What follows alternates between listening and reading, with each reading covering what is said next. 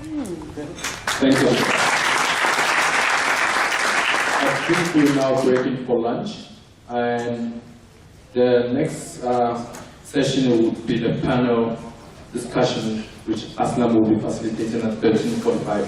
Here to run the panel discussion. Before we kick off, I noticed a tweet from my publisher, Manning, who's giving us all 44% off on all ebooks, and including Agile books. So that's their discount code, AGAFC@TW. It took me a while to figure that one out. Agile Africa @TW. So it's very kind of them to do that. So take advantage of that. Welcome to the panel discussion. This was proposed by the gentleman right at the end, Mark Poe.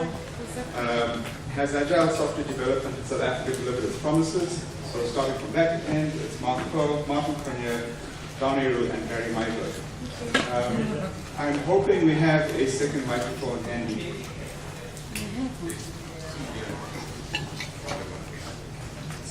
Can we have a second microphone handy for the panelists, please? So I have to tell you that I'm not going to mention names, but at least two of the gentlemen here cornered me to try to get me to steer this panel discussion in a particular direction around things like, let us define Agile, and then let us define software development, and let's define, promise. It's okay. So I've asked them to leave all weapons at the front. And so, have you got a microphone? I'd like you to just introduce yourself very quickly. And with a little twist. So when you introduce yourself, imagine you're a hashtag, and what would your hashtag be? I told you I'm in charge. I'm not looking at you. You can pass the mic on. It's fine.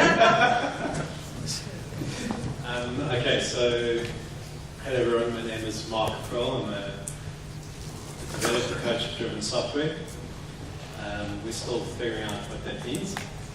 But I guess if I could describe myself as a hashtag, it would be, I have no idea. Okay, cool. I will take that hashtag, which is the, Okay, so my hashtag is his hashtag. I'm Martin Cronje, also a software developer coach, founder of Creative Systems, and I really don't know. Let's say long-live agility. Maybe. I don't know. Hi, Daniel. I don't have a useful title yet, as Aslam keeps on pointing out. So the best one I do have is I'm a consultant, independent one at that. I think my hashtag would be a hashtag hugger. Hugger. Hugger, yes. Okay, so Barry Myberg,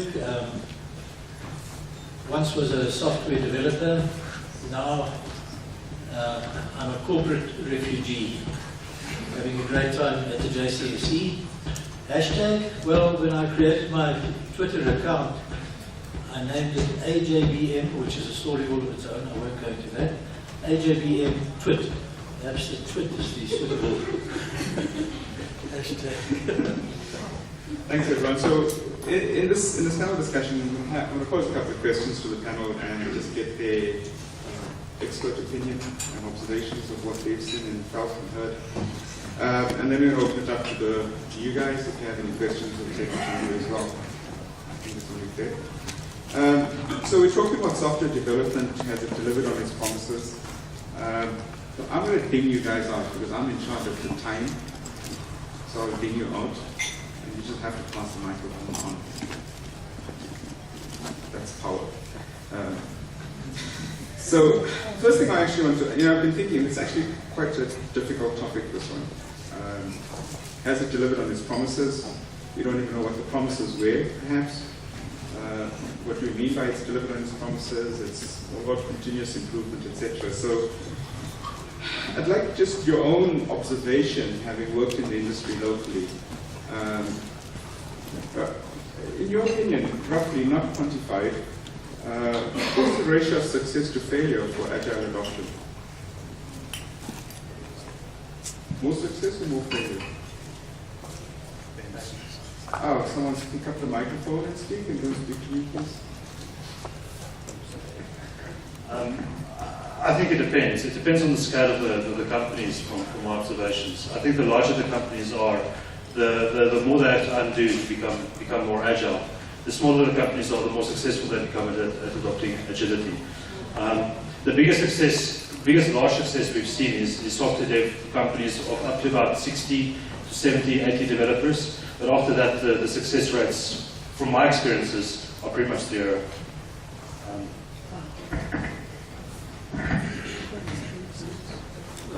Like the statistics that I always used to look at is not specific to Agile, it's the more general Standish chaos report that reports on the success rate of projects in the IT industry. And over the years, there's really been very little improvement, even post the Agile excitement. So my verdict would be, it's a kind of a yes and no answer, because Agile doesn't seem to have been any less able to satisfy the expectations than the previous approaches, but also not anymore. So it's pretty much business as usual, I think. So, I've seen Agile being extremely successful. And I think we're hitting the hype cycle in Agile.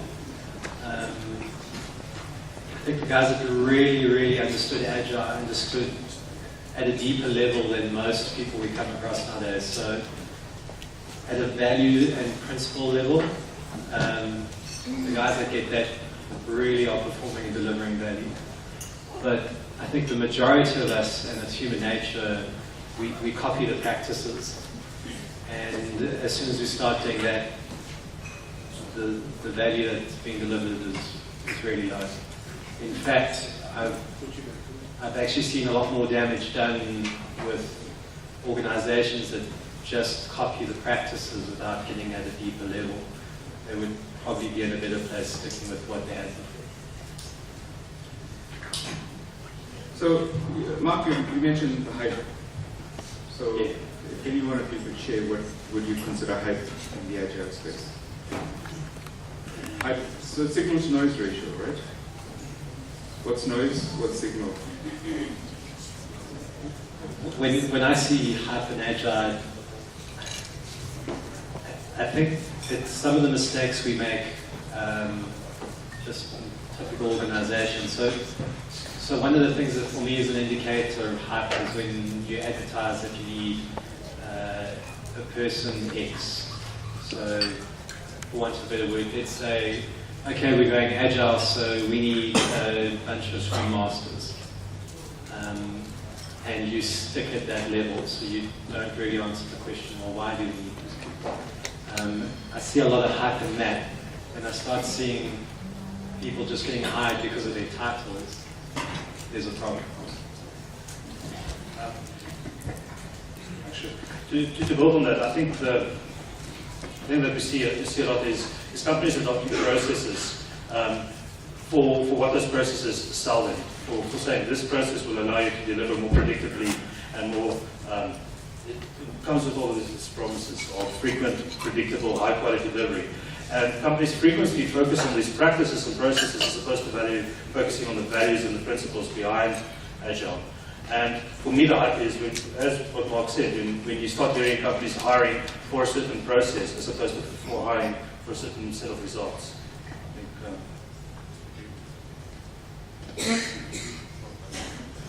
Have both done. You have to take both stereo. In stereo.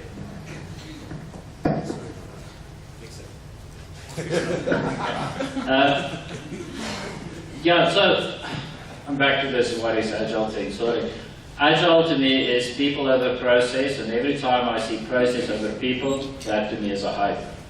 Where yes, this process will fix all your people. That to me is a hype that needs to be stopped. Anything that sees the people are over the process, puts the people at the center of the thing, and says, yes, the people are awesome, they are amazing, they are smart, they can figure this out. That is Agile.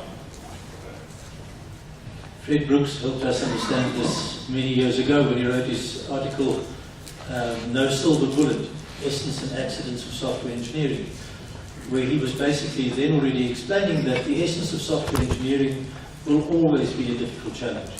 No matter what approach we use, no matter what tools we throw at the problem, and probably what technologies.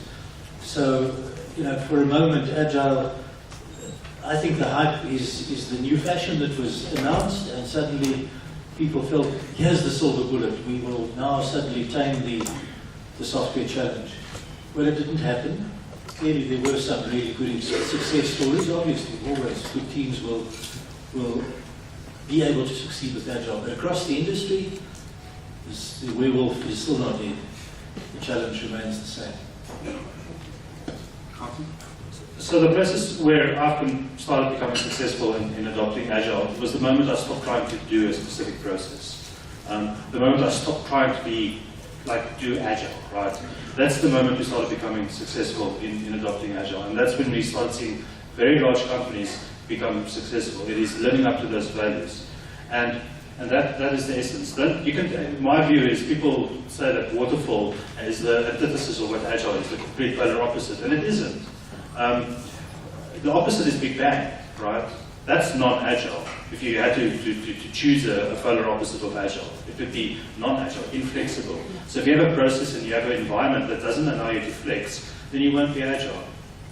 So the places that we were successful is where we took the processes that people had, whether it was waterfall or unified process or spiral or some consulting company's specific process. We started applying the values onto those and started retrospecting and trying to improve on trying to become successful. That's where we were successful in agility, is when we started focusing on the goal of becoming faster and better at software delivery. So each of you have said the typical consultant's answer, it depends, right? So I'm going to ask you to go back, and I'm going to force you to take a position here about where are we in South Africa in terms of the promise of agile software development, and lots of really great tips of what we should focus on, process, secondary to people, etc., focus on values and principles. So in your observation of working with many companies, what would you consider as the number one contribution to failure in agile adoption? For me, it's an overemphasis on the soft side of agile, so the soft skills, and an underemphasis on the technical implications. So, for instance, it's great having a software development team that's going to have stand-ups and retrospectives and be able to change direction whenever they want. But if their code can't let them do that, they're failing. And if I look at the industry right now, I see this massive focus on the people side, which is important. It's a fundamental part of Agile, but it doesn't stop there. And for me, that's a problem. That's one of the areas where we're going to not realize the value it was meant to give. Anyone else? You're not allowed to say it depends anymore. I'm promise. I agree with what he said, and I want to take it further and say that in our industry, and I've seen this locally, I've seen this internationally, there's a tool syndrome. People think we can buy a tool and have that tool installed in our environment and it will magically start solving our problems. And whether that tool is a process or a practice or physical software that we install, it doesn't solve the problems, and that's where we see the failures happen. It's people not trying to change their behavior, but just trying to say, well, on paper we'll start following a new process. But all that happens is that the process becomes a Frankenstein process, and that then it fails. And then people say that the tool didn't work for us, but it actually didn't change the way you work.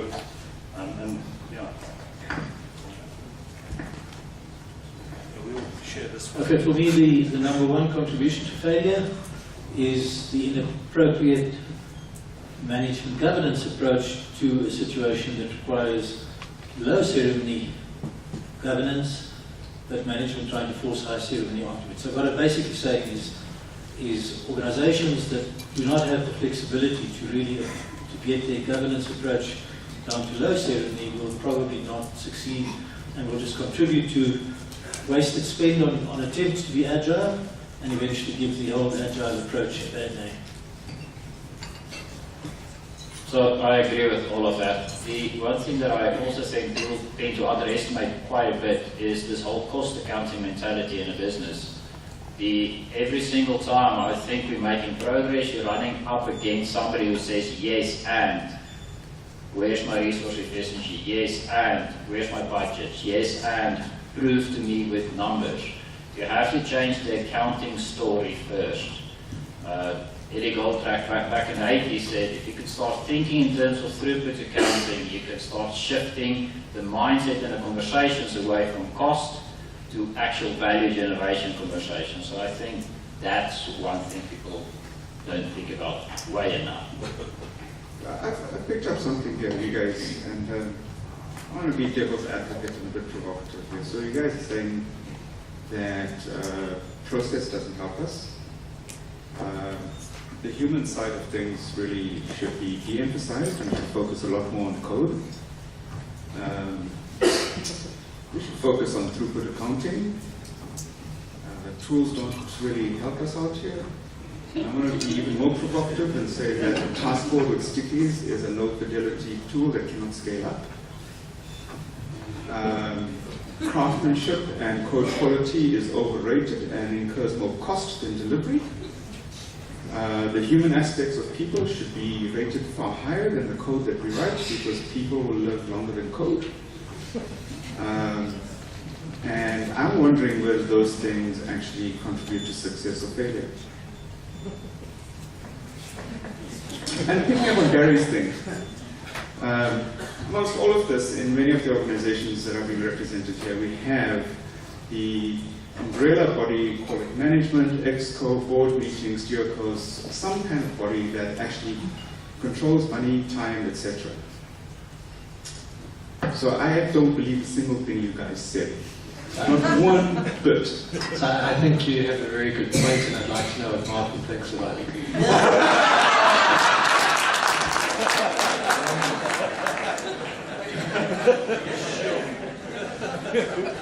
So, I'm sorry, you just looked up to your hashtag, I don't know, right? well, then I'll live up to mine, long with agility. Yeah, so where do you start? I'll pass it on to Donnie while I think about it. Yeah, I feel sideswiped, that is okay. I'm actually not quite sure the point is that we're arguing, just all that we're saying is wrong, yes, and. This is thing that's always curious to me. You're saying, yes, we need to be agile, okay, and then company X is posting profits at like 100 million rand. Then I'm asking, what's your problem? You have profits with loads. So what are you trying to solve? So it's always the question is, what are you trying to solve right now? If you feel that you are an incumbent in the system and somebody's going to overtake you, now we can talk. So Aslam, for me, what I've seen is I've seen a lot of organizations in pain, where they are so bogged down in not creating software that people hate their jobs. And that, for me, is the important thing. So there has to be balance in everything. Yes, you can overemphasize the whole craftsmanship side. You can overemphasize the importance of sticky notes, but those things often bring back the human element, and that's what we're lacking right now. Is we have this imbalance on the one side, and I think the fear is that we can actually have an imbalance on the other side as well. So it's more than likely that Agile Africa Conference is only going to last 5 years because there's going to be the Nimble Conference or something coming along that's going to replace it, which is going to counter that movement and try and bring us more to the other side. And we're going to swing backwards and forwards. So talking of Nimble, Nimble is actually a trademark. Well, I'm launching a certifications for it quite soon. But on that, I think companies forget why software development teams exist. And that, to me, is the fundamental focus. Software development teams themselves forget why they exist. And they get so into, the tools are going to solve our problems, or the tools may not solve our problems, or, which tool is better, is it this tool or that tool, or which process is better. And people focus on, let's do this process really well. And if we do this process really well, we'll deliver working software.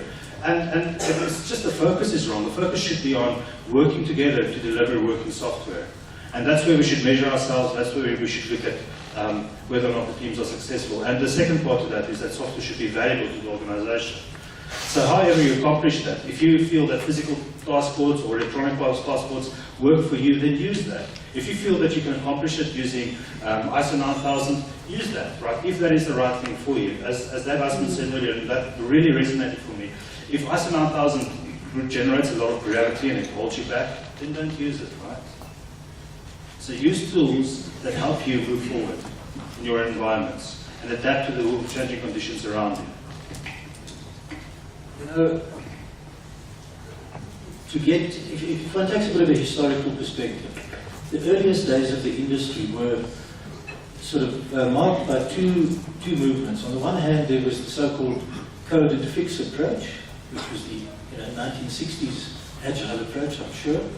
And on the other hand, there was the follow the engineering approach, which says let's move through requirements, analysis, design, the way that we develop computer hardware. And that tension between those two approaches has been there throughout the industry. But when Agile really became essential was when there was business to be made, when there was money to be made by rapidly producing somewhat defective software. And, we all love it. I mean, I've just had 3 months of using my BlackBerry, I'll admit, where I couldn't connect to the Bluetooth in the car. Now I've installed an upgrade, now it connects again. So we all live with this reality that we have got defective software that we use that was produced probably too rapidly by people trying to meet market demand or find competitive advantage and so on. And the customers accept it. Customers say, it's okay, I'll wait for the next upgrade and then it'll work again. So what I'm trying to get to is that this issue of how do we get software engineering to work will probably always be in this state of one way versus the other. Sometimes the one works better, sometimes the other, until the market puts its foot down and says, we demand as close to zero defect as you can produce. And I think that will cause a revolutionary change. In fact, Barry Boehm, in an article that he wrote at the end of the last century, he was basically saying that what we need in the industry is some catastrophic event, and he actually uses the 9/11 event in the United States as a sort of a simile, where he says some catastrophic event that sort of is such a shockwave throughout the world that people say so far and no further. We cannot tolerate the riskiness of the way that we have tackled software engineering in the past. We demand to get it right first time more often. That to me is the ultimate situation. So I've been through the washer with Agile software development from having drunk the Kool-Aid of extreme programming years ago. Ran around like a rabid dog trying to get everyone to do it and scarred them and myself in the process. And in the process I've been fortunate enough with the people I've worked with to have worked with companies with long-running code bases, 7-10 years long, who've been through an Agile journey, who are not just starting off. And when I stand back and I look at a lot of these companies, they start off in chaos, and they found a way out of chaos through some kind of process, methodology, change of mindset, etc. They reached a plateau, but now I'm standing and looking at a lot of these companies, and I can see that it's actually not a plateau that they're on, and there is actually a gradual degrade. And I call it sprinting in mud, right? Where you're actually just treading and not going very far. But it's actually, I know it's a decrease. I don't know if you share that sentiment, and if you do, I actually want to know from you guys, and advice to everyone here, what do you think is needed for lasting success? That goes beyond change of generations of people in companies, generation of EJV3 to I don't know what they do these days. So please go ahead. It actually latches on to what I was just saying. In one little phrase, for lasting success, professional accountability. People must know that if they don't produce software that is actually according to the customer's needs and so on, that they can be sued, and that legal suit will actually lead to success on the part of the customer. Change my answer a little bit. Now, we only get the first one. Okay. So there's a couple of things that I want to jump into. This team that I'm referring to here is a team that does forex systems, specifically sort of like they have algorithmic trading, they have clearing and pricing systems within the environment. And in there, it's always in shift. It's about 5 to 8 teams that's working. Now, the one team in particular was interesting. They initially said to the governance of this big bank that they were working in, and if the people are from that team, just put your hand up if you are comfortable that I share the company's name. I don't see any of the people there. I suggest no. Yeah, then probably not. It's all good stuff. So, and anyway, so the team that we worked in went to the governance team originally, and we said, we're not going to live up to this paperwork that we have to fill in, the signatures that we have to put on paper, because that signature just says that I say that I did it. What we're rather going to do is we're going to build systems that generate proof that the systems are stable and bug-free. And the net effect of that was that in a 12-month cycle, the team had one single production bug in their systems. And it's probably the most agile team that I've seen. And what's fascinating about this team is, and that gets to the point that Aslam made, is this is now 3 years later. Our company has long since left the organization. They were very fortunate enough to have some really hardcore guys from overseas also working, Benjamin Mitchell being one of them, working with them and coaching them along their path. And what they've done was continuously getting in coaches into the environment to guide them along. And that's one of the things that they did to stop that sort of mud from impeding them. And sure, they impeded, and every time they impeded, they said, well, let's start with a clean slate and try our best to reverse what happened. So that was just one of the ways that company did that. And I guess the answer on accountability is the teams that are successful in that environment are the people that hold themselves accountable, that say, we are proud of what we're creating here. The people that are failing in that environment are the people that actually just come there and do a job. So the best way I've seen not to have bugs is not to release software. Or not to test. That said, we can't do that. That's not going to work. And the mindset I have is the teams that your process today is not necessarily going to be your process tomorrow. Even if the team stays the same, and most teams don't, they change. So people are coming in and going out. That knowledge in that team, so that health of that team is changing continually. And even systems and the practices that you apply to a system change with time.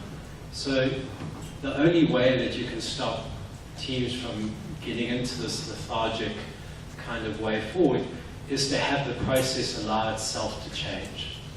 And for me, that comes back to this idea of allowing teams to reflect, look at themselves and look at their process and adjust it. And so be it. If they don't need to be agile, they should be able to see that and adjust their process. So for me, that's the thing that allows a team to keep that momentum.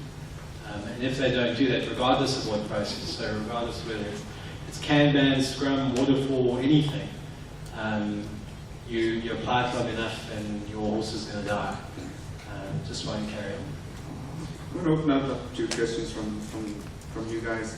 I just saw a tweet there. It says, let go of accounting, ? Nope. Money pays us all to live. No money, no software, no business. It's just all out. So what's your opinion of that? Yes, one person can answer. And then everyone else get your questions ready.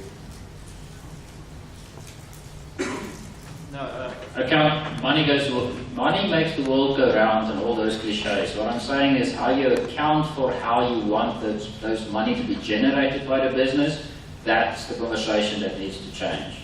The fact that you worked 40 hours this week or 56 hours this week, it's a way different conversation from did you get the work done. So I just want to add to that I think think the accounting processes we use right now are flawed, and they're actively fighting against the way we want to write software. I know organizations out there that are planning years in advance, trying to put budgets, trying to project things that they can't project. And the whole purpose of that is they're trying to reduce risk. I mean, ultimately, that we still need to know where the money's being spent, but the model that we're using to manage that money and to kind of put it in the right place, that's flawed.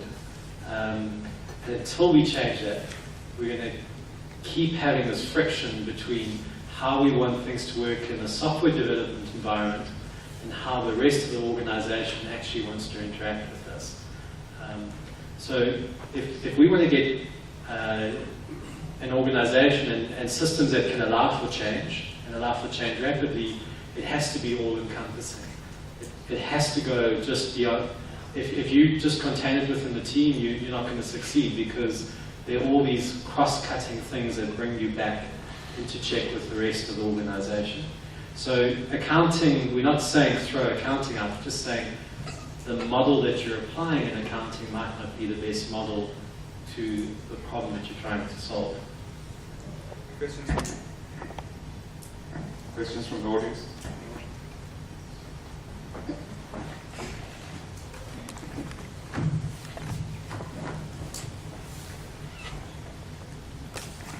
Hi. I work for an organization that is trying to convert to Agile. And we've sort of tried to apply various methodologies, and everything I've heard today from everyone has been saying, keep changing your process. But there's an incredible amount of resistance to that. People get tired of changing what they have to do. They just want to get on and do their jobs. And I don't see how it's practical to constantly be adopting a never-ending sequence of methodologies for every different project, because there's actually quite a bit of effort to get any methodology right. I mean, how do you get that? Do you ever stabilize? Do you stick with one for a while, then change every 2 years? I mean, this is the thing I'm always a bit confused about, what I'm hearing. Everyone keeps saying be agile in your processes, keep changing your processes. But to me, a process is one of the hardest things to set up right and keep running smoothly. So I'd like one response, so we can take more questions. Okay, I'm getting to that. For me, the reality is situational software engineering, which basically means that you have to adapt your approach to meet the characteristics of the situation.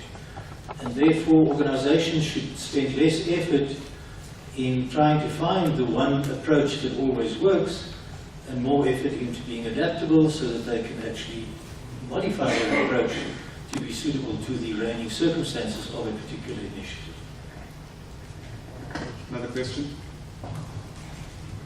Otherwise, I'm going to ask them questions. Sorry, I've got a question. I don't need the mic. I read a report recently in which one of the institutions or a couple of countries that have used Agile for a number of years have defined what projects and what environments in which Agile is actually successful. There seems to be a ramp up in our country towards Agile right now. Have we taken learning from these other countries that have already implemented and have found out where it is applicable, where it isn't applicable, and are we using those successes or the areas that they propose are useful, Agile, applicable environments, and are we rolling that out in our country, or are we going shotgun approach, promoting a solution that we're going to go and rediscover what other countries have discovered already? So I'm just going to repeat that. So in a nutshell, are we listening to lessons learned from other parts of the world with real data points, or are we just ignoring that and running full steam ahead, trying to figure this out on our own? Someone grab a microphone. Self-organized, gentlemen. So we're definitely learning. If I look at where a lot of organizations are, there's definitely this cross-pollination from other countries and other areas. Conferences like these are a great opportunity for cross-pollination to happen. We see a lot of visitors from overseas that are looking for new markets to sell Agile, for want of a better word. And that's not a bad thing. it's good to have those differences. The problem that you face is you can't just copy what other people are doing. So there has to be that deeper understanding. And where I see it go time and time again wrong is where an organization just copies the practices. So right, Agile means X, Y, Z. These are the ceremonies we do. There you go. Now you're Agile. 2-day course, well done. That doesn't mean that there's not value in those things, but organizations have to go through that learning as well. So you can't just buy that knowledge. You can maybe get a jump start with somebody who has a bit of experience, but you can't just go and take what's working in organization X, whether it's locally or internationally, and just apply it rote and see and get the same result. Does that answer it? Anyone else with a question? Yes. I don't know if everybody else who is in the audience, but in every project that I've ever worked, there's kind of a directed timeline from somebody called a stakeholder or business. It's just something I've always felt is a constraint in working with Agile, and I don't know if you guys can share any wisdom or any experience in how to get around that. So I'll just repeat that. So an external person, let's call this person a stakeholder, imposes a hard timeline that the rest of the delivery team needs to adhere and honor, and that is quite an onerous constraint. How do you work with that? So I'll start off by saying that budgets are a part of life. Companies work on budgets and they allocate budgets for initiatives within those organizations. One of the most common sort of statements against Agile is that Agile is against fixed price projects. And I think their personal opinion, there is a flaw in that it isn't against that. What it favors is it's failing early as opposed to failing late. Traditional approaches said we'll do an estimate and we'll only disprove that estimate at the end of the project. Agile says we'll do an estimate and we'll disprove that estimate as quickly as possible. And while we're at it, we'll continuously deliver the most important stuff right at the beginning. So we'll focus on getting the value early in the process. So when we fail with the lesser important stuff in the process. So I guess the short answer is we're not going to get away from doing estimates. And if you're lucky enough to work in an environment where the teams aren't reconstructed for every project, you can take your past learnings and use that empirical data as an input for your next initiatives. But if you're in an environment where the teams are recreated all the time, that's going to be slightly harder. And then you'll have to disprove your estimates or prove your estimates early on. One more question? Oh, sorry. Can I add to that? In 140 characters, yes. 140 yes. I can pass, that's it. Or pass? Go for it. So I think there are a couple of things. Time is important. And in fact, organizations make the time too long. It should be shorter, and Agile should be encouraging that. And then I agree with Martin what he said. There's this mindset that we treat these projects and we treat the people in those projects like these interchangeable resources. So we need 3 Java developers and whatever, and that's our budget and that's how we work, and that's fundamentally flawed. We're not these interchangeable cogs that can work. So time is very important for Agile to work, and in fact, if you don't set those timelines and those constraints, you're going to see very, very poor performance. But make it even more granular. Don't make it a 6-month timeline and a 6-month budget. Okay, we might have time for just one more question before I wrap up. 5, 4, 3, 2, 1. I've got a question. So we're in Africa. Is there something that's particularly unique in our African culture that would actually make life better in adopting Agile? 140 characters and less, it must be treatable. Excluding your hashtag.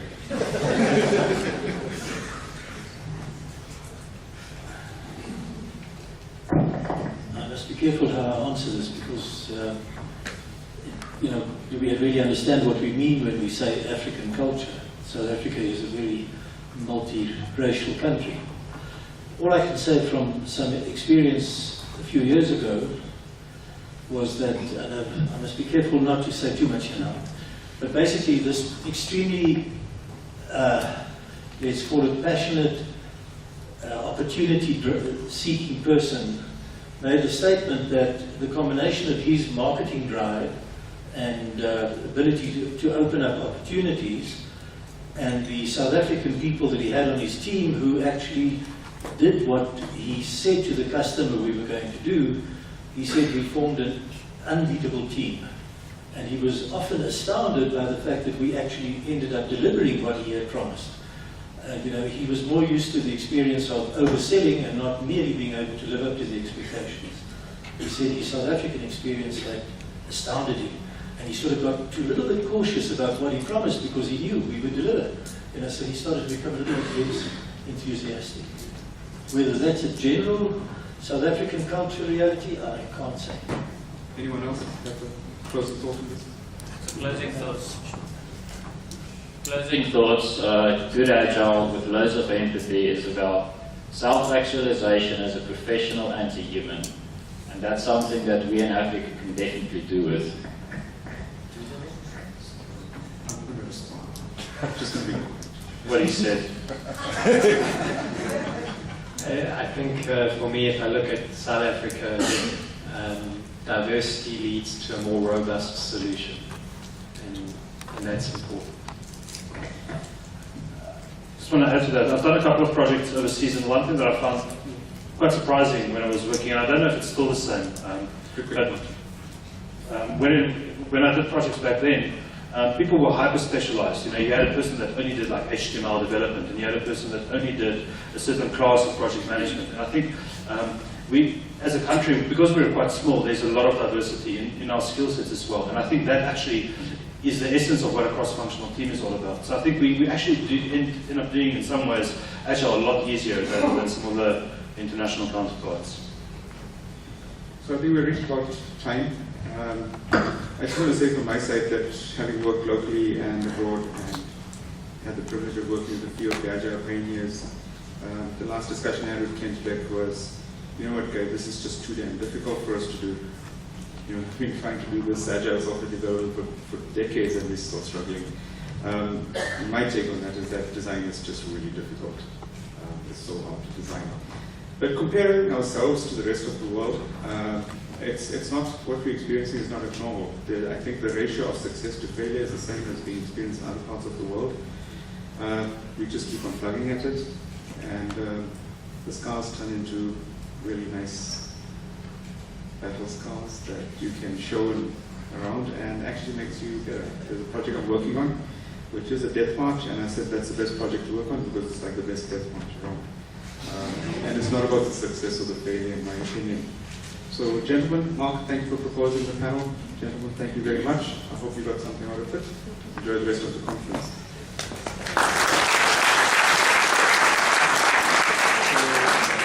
Just a quick note that those of you who didn't get in early, Manning Books stores Tweet and are now offering 45% all Agile ebooks and other books with that discount code for the conference.